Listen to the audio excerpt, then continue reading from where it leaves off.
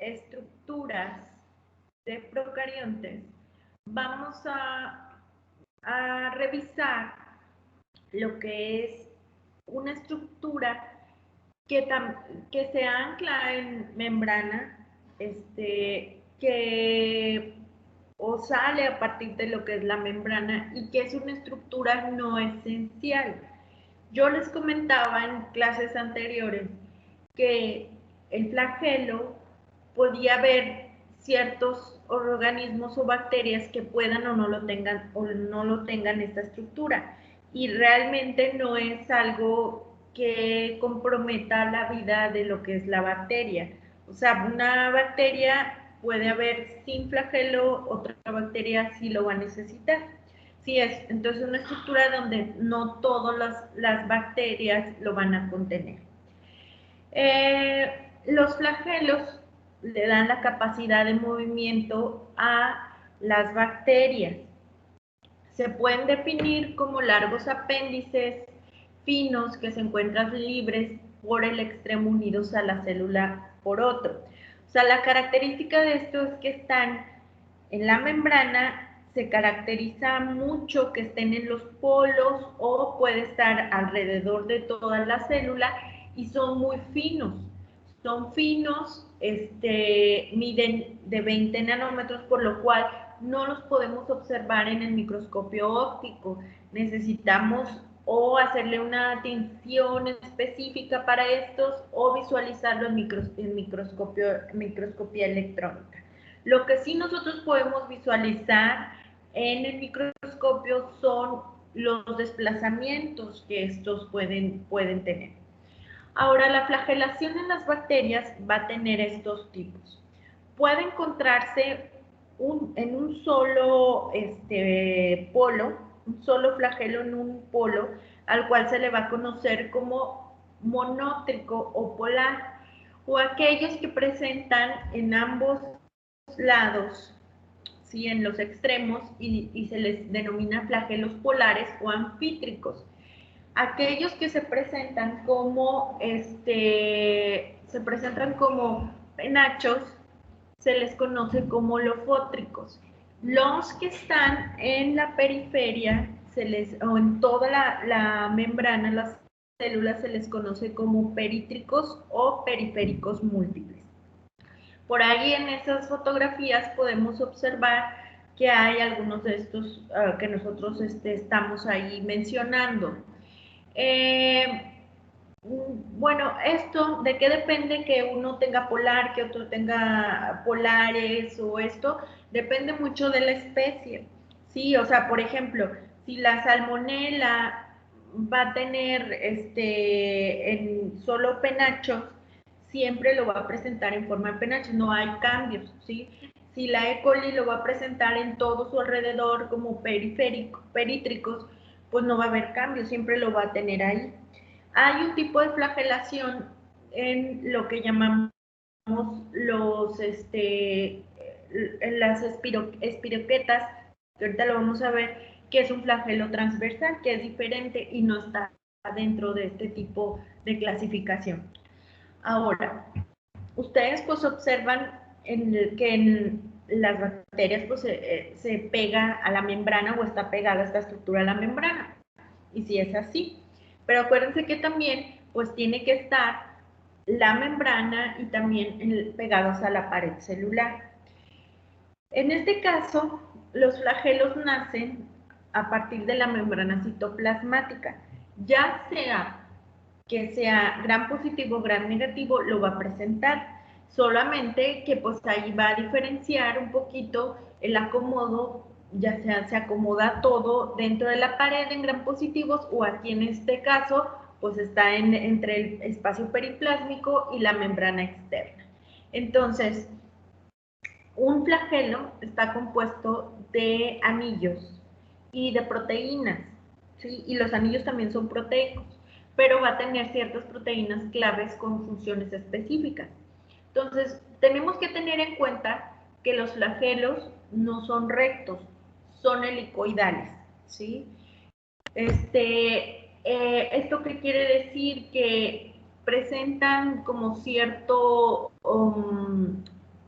fluidez, digamos, para que hagan su movimiento, porque el movimiento no es más que un movimiento rotacional, ¿sí? O sea, el flagelo no se mueve, o sea, de un lado a otro, sino es una rotación, es como si fuera una matraca, vamos a este ejemplo tan burdo, pero es como si fuera una matraca y entonces va dando como si fuera un motor, ¿sí? De una lancha, ¿sí? Entonces va dando una cierta, digamos, rotación para que se produzca el movimiento. Lo que nosotros observamos en el exterior, ¿sí? Que en todos, digamos, las imágenes que se ilustran, pues ese le llamamos el filamento, que es el filamento está compuesto por unidades de flagelina. Entonces, si se fijan en esa imagen, en la parte más, digamos, naranja, ese es el filamento. El filamento tiene subunidades, ¿sí? Subunidades de esta proteína que se le llama flagelina. Entonces lo va a componer y eso es lo que va a dar la estructura del filamento. Ahora el filamento va a estar pegado a una zona más ancha que le vamos a llamar gancho. El gancho es el que va a empezar a hacer la rotación de lo que es el filamento. Este gancho se une al filamento a la parte, digamos, que es motora. ¿Sí? El motor del flagelo lo va a constituir los anillos que van a estar ahí unidos a lo que son las membranas, la pared celular, ¿sí? Y va a estar anclado a lo que son también el citoplasma. Entonces, ahí vamos a tener, luego que sigue del gancho, sigue el anillo L, después sigue el anillo P y después el anillo MS. Van a estar unidos ahí a esos anillos las proteínas MOT y las proteínas FIT. Las MOT son las color café, las FI son el color naranja. ¿Sí? Estas tienen, las FILI, por ejemplo, tienen la función de ser el conmutador del motor, ¿sí? Y las MOT provocan la rotación del filamento. Entonces, las FIA dan cuenta que les van a dar la señal de que hay que cambiar de dirección o que hay que ir a esta dirección. Y las MOT, pues van a hacer un intercambio energético para que a partir de ahí se empiece a hacer el motor, o sea, el motor de lo que es el flagelo, el filamento. El motor, o digamos esa energía, a lo mejor van a empezar, siempre ustedes tienen relacionado que cuando son términos de energía siempre va a ser el ATP. En las bacterias no es así. En las bacterias mucho del aporte de energía lo obtiene de los gradientes de protones. ¿De dónde son los protones? Pues son los hidrógenos que tienen cargas positivas. Entonces, ese intercambio con la membrana de protones, ¿sí? Para equilibrar también, digamos, esa presión osmótica, lo va a aprovechar la bacteria para poder hacer su movimiento rotacional. Sí, digamos, esa es la estructura que está anclada, si ustedes le hacen una ampliación, así es como lo verían ustedes en ya microscopía, pero esto es una ilustración, ¿verdad? En el caso de cómo se va sintetizando, acuérdense que todo esto son anillos proteicos. Son anillos que si bien las proteínas provienen de aminoácidos, los aminoácidos los tienen que sintetizar dentro del citoplasma las bacterias. Una vez sintetizados, se empiezan a ensamblar, ¿sí? Empieza el ensamblaje de los anillos y empieza a colocarlo en la posición donde debe de ir entre las membranas y la pared. ¿Sí? Para empezar a ensamblar los anillos MS, los anillos L, el anillo P, el gancho, y ahora sí la parte final vendría siendo lo que es el filamento. y el filamento va colocando todas las cuestiones de proteicas, la flagelina, para que se unan y entonces alargar lo que es el filamento. Hay una proteína clave para lo que viene siendo el ensamblaje, es la proteína del filamento, sobre todo es la proteína CAP.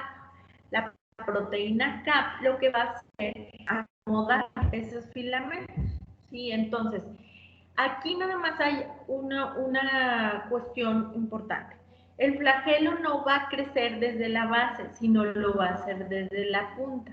Entonces, imagínense que va a la flagelina, que es la color naranja, tiene que pasar los anillos, tiene que pasar los ganchos, y de lugar de pasarse y colocarse entre el gancho y lo que es el filamento, tiene que pasar el filamento formado y la proteína CAP lo va a colocar en la punta, ¿sí? Y entonces ahí empieza a colocar en la punta todo lo nuevo. Entonces digamos que todo lo viejo está en la base y todo lo nuevo va a estar en la punta.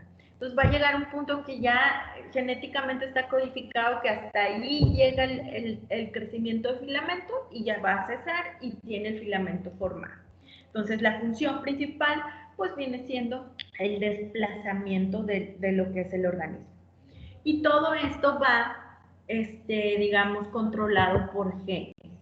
Entonces aquí más o menos les explica lo que ya les expliqué, que la flagelina tiene que estar sintetizada dentro del citoplasma y todo esto es a través de genes, ¿sí? Entonces sale la flagelina y tiene que irse y trasladarse hacia lo que es el exterior, la punta del filamento, para que éste pueda crecer.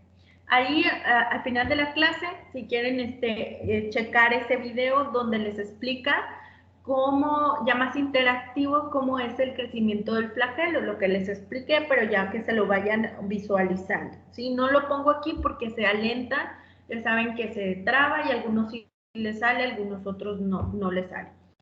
Sí, pero es lo que les expliqué yo, pero ya con ilustración, o sea, cómo va creciendo lo que es el filamento.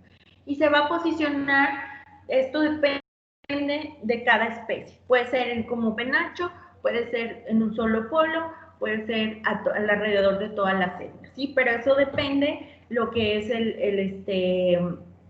sí, al final le pongo el link en el chat porque no se puede copiar. Ahorita, digamos, al final les pongo el link en lo que es el chat para que puedan accesar a ese video. Entonces, les comentaba, es muy, dependiendo de cada especie es cómo se va a posicionar el flagelo. Ahora, dijimos que la principal función del flagelo es el movimiento. Las bacterias utilizan el movimiento, pues, ya sea para huir de condiciones que no le convienen o al caso contrario, para llegar a posiciones donde lo tiene que usar para obtener nutrición o para una temperatura, ¿sí? En la naturaleza es muy común que eso pase, ¿sí? Entonces, el desplazamiento que tienen normalmente lo hacen en rotacional, ¿sí? Pero esto tienen una dirección que lo van a realizar en contra de las manecillas del reloj.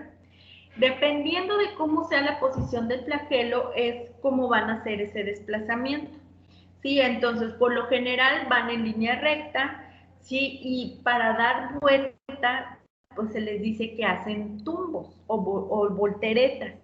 En el caso de los flagelos perítricos que están alrededor de la célula, hacen esa vuelta o ese volteretas o provocan esa voltereta cambiando la rotación a favor de las manecillas del reloj.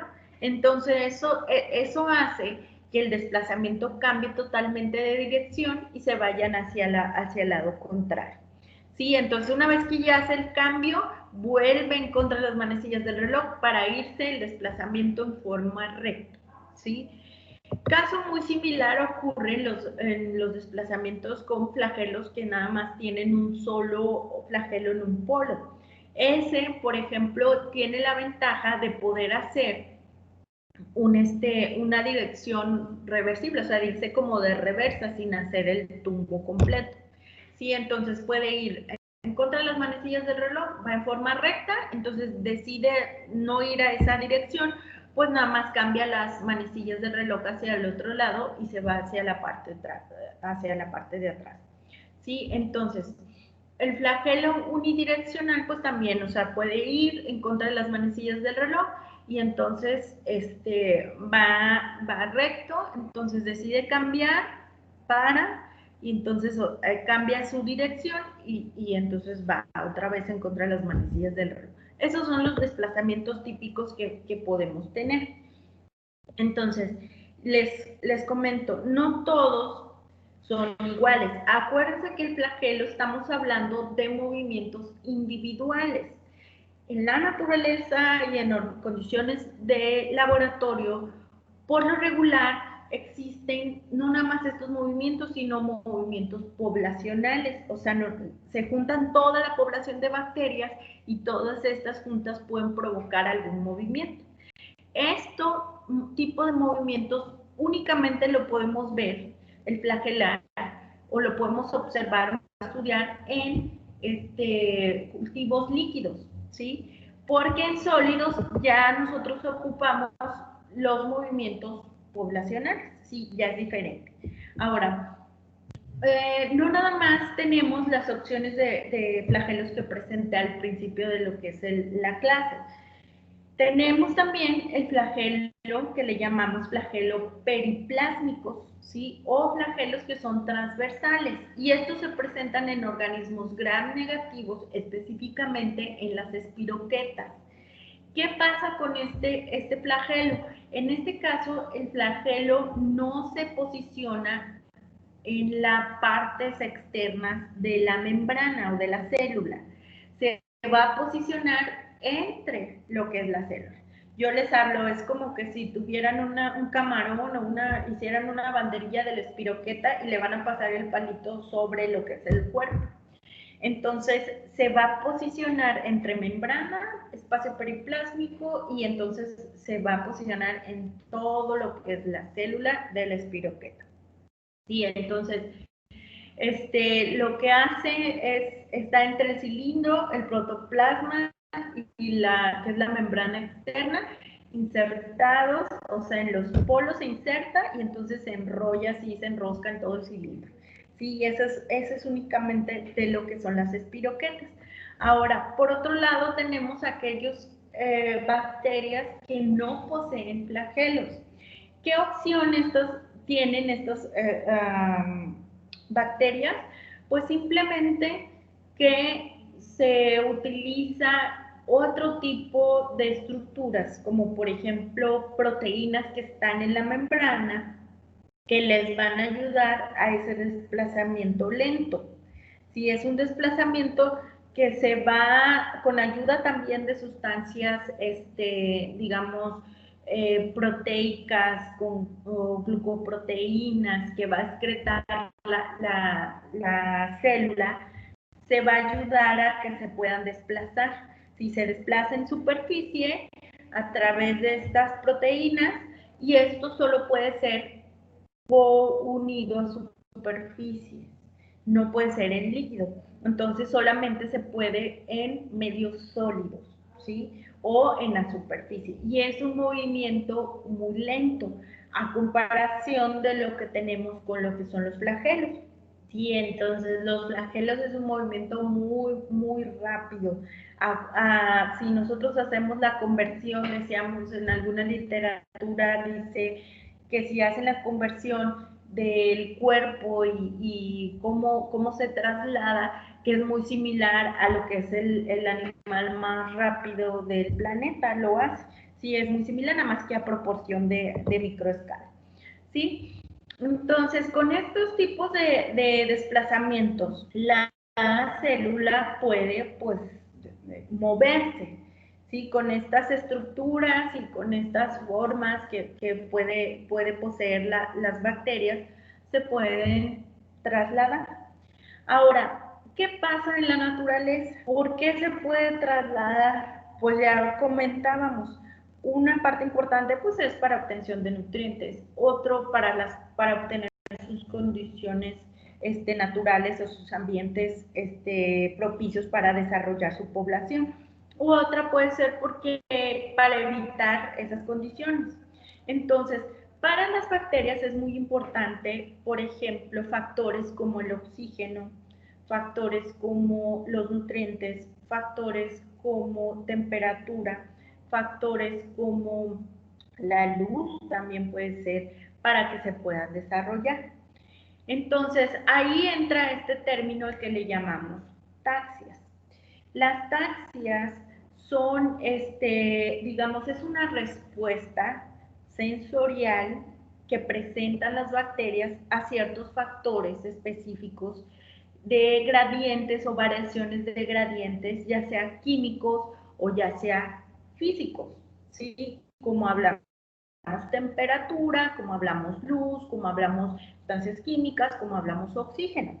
Entonces, por ejemplo, dentro de las taxias vamos a obtener o vamos a tener las aerotaxias, que son migraciones ante gradientes de oxígeno. Hay algunas bacterias que no les gusta el oxígeno y hay otras bacterias que sí les gusta o les gusta más poquito. Sí, eso lo vemos más adelante. O hay fototaxias, que es la migración en función a la luz. Sí, hay algunas que tampoco les gusta, o hay algunas que sí tienen esa, digamos, afección de irse con la luz. O hay las clásicas quimiotaxias, que son la migración ante un gradiente espacial de sustancia química.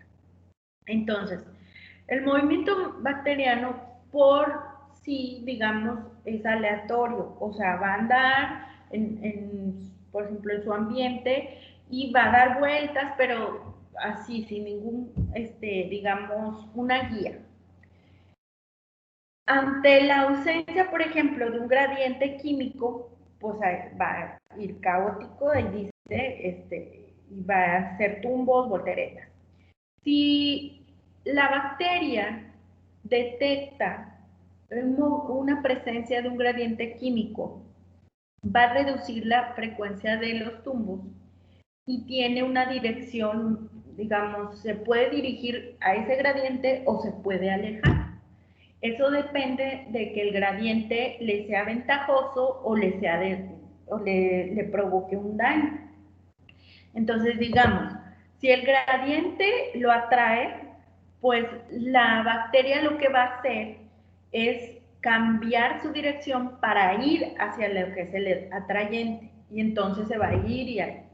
Supongamos que sea un nutriente, la glucosa, pues se va a ir y se va a dirigir y ahí se va a establecer y va a empezar ahí a estar su población.